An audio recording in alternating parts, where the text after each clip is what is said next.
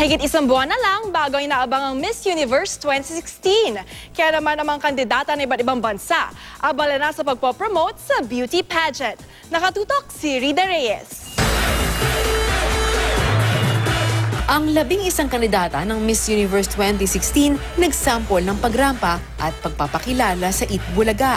Miss Universe Indonesia, Miss USA, Miss Universe Philippines. Ito ang una nilang Philippine TV appearance ng magkakasama. Naging bahagi rin sila sa mahigit 100 judge para sa challenge accepted ng Itbulaga.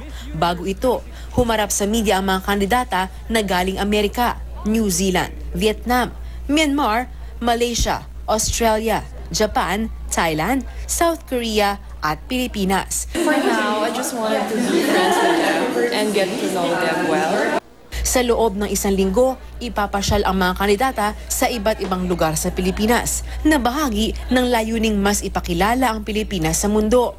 Tinatayang nasa $12.9 million ang gastos ng private partners para rito. Yun ang gusto natin iwanan sa kanila, na ibang klase ng tao rito, masasaya, courteous, at maraming maganda lugar na pupuntahan. We're definitely going to try our best to put on a really good show for you all. It's going to be a great show.